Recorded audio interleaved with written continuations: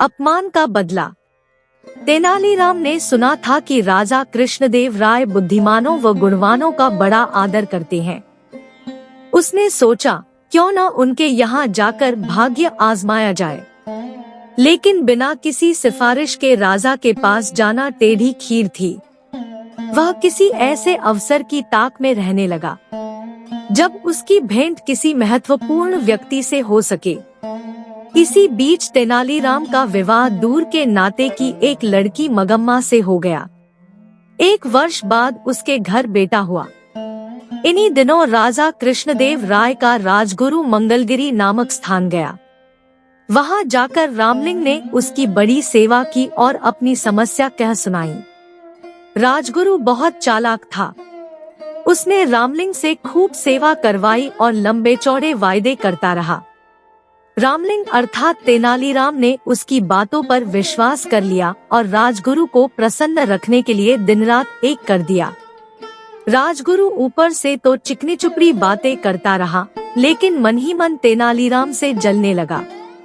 उसने सोचा कि इतना बुद्धिमान और विद्वान व्यक्ति राजा के दरबार में आ गया तो उसकी अपनी कीमत गिर जाएगी। पर जाते समय उसने वायदा किया, जब भी मुझे लगा कि अवसर उचित है, मैं राजा से तुम्हारा परिचय करवाने के लिए बुलवा लूंगा। तेनालीराम राजगुरु के बुलावे की उत्सुकता से प्रतीक्षा करने लगा, लेकिन बुलावा न आना था और न ही आया। लोग उससे हंसकर पूछते, क्यों भाई रामलिंग, जाने के लिए सामान बांध लिया ना? कोई कहता, मैंने सुना है कि तुम्हें विजयनगर जाने के लिए राजा ने विशेष दूत भेजा है। तेनालीराम उत्तर देता, समय आने पर सब कुछ होगा। लेकिन मन ही मन उसका विश्वास राजगुरु से उठ गया। तेनालीराम ने बहुत दिन तक इस आशा में प्रतीक्षा की कि राजगुरु उसे विजयनगर बुलवा लेगा। अंत में निराश होकर उसने फैसला किया कि वह स्वयं ही विजयनगर जाएगा।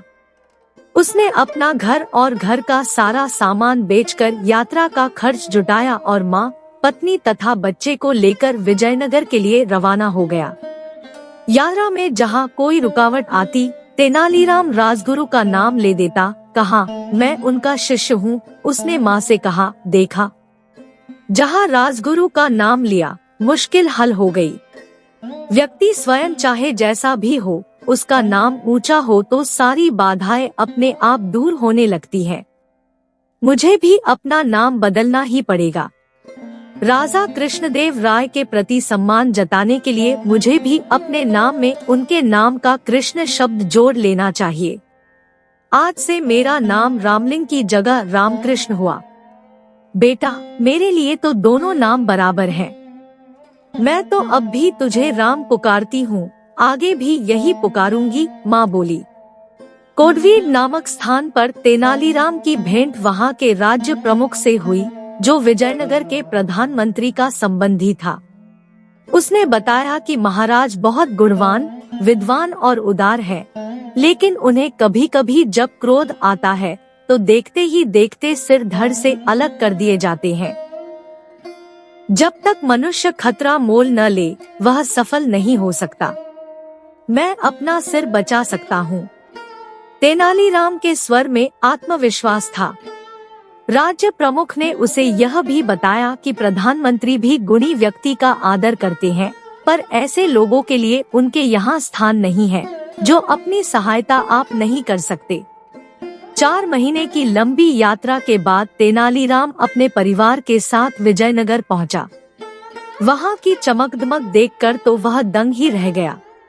चौड़ी चौड़ी सड़कें, भीड़ भीड़, हाथी घोड़े, सजी हुई दुकानें और शानदार इमारतें, यह सब उसके लिए नई चीजें थी। उसने कुछ दिन ठहरने के लिए वहां एक परिवार से प्रार्थना की। वहां अपनी माँ, पत्नी और बच्चे को छोड़कर वह राजगुरु के यहाँ पहुंचा। वहां तो भीड़ का ठिकाना ही नहीं था। राजमहल के बड़े से बड़े कर्मचारी से लेकर रसोइया तक वहां जमा थे। नौकर चाकर भी कुछ कम न थे। तेनालीराम ने एक नौकर को संदेश देकर भेजा कि उनसे कहो तेनाली गांव से राम आया है। नौकर ने वापस आकर कहा, राजगुरु ने कहा है कि वह इस नाम के किसी व्यक्ति को नहीं जानते। तेनालीराम बहुत हैरान हुआ। वह नौकरों को पीछे हटाता हुआ सीधे राजगुरु के पास पहुंचा। राजगुरु, आपने मुझे पहचाना नहीं? मैं रामलिंग हूँ, जिसने मंगलगिरी में आपकी सेवा की थी। राजगुरु भला उसे कब पहचानना चाहता था। उसने नौकरों से चिल्लाकर कहा, मैं नहीं जानता यह कौन आदमी है, इसे धक्के देकर बाहर निकाल दो। नौकरों ने तेनालीराम को धक्के देकर बाहर निकाल दिया। चारों ओर खड़े लोग यह दृश्य देखकर ठहाके लगा रहे थे। उसका कभी ऐसा अपमान नहीं हुआ था। उसने मन ही मन फैसला किया कि राजगुरु से वह अपने अपमान का बदला अवश्य लेगा, लेकिन इससे पहले राजा का दिल जीतना जरूरी था। दूसरे दिन वह राज दरबार में जा पहुंचा। उसने देखा कि वहां जोरों का वाद विवाद हो रहा है। संसार क्या है, जीवन क्या है, ऐसी बड़ी बड़ी बातों पर बहस हो रही थी। एक पंडित ने अपने विचार प्रकट करते हुए कहा, यह संसार एक धोखा है।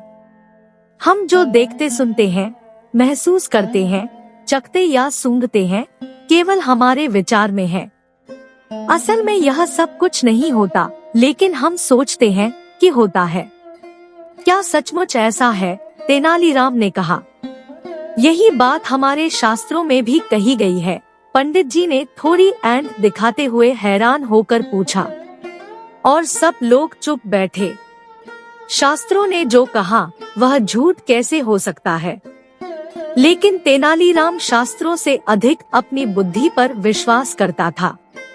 उसने वहां बैठे सभी लोगों से कहा, यदि ऐसी बात है तो हम क्यों न पंडित जी के इस विचार की सच्चाई जांच लें। हमारे उदार महाराज की ओर से आज दावत दी जा रही है, उसे हम जी भरकर खाएंगे। पंडित जी से प्रार्थना है कि वह बैठे रहें और सोचे कि वह भी खा रहे हैं। तेनालीराम की बात पर जोर का ठहाका लगा।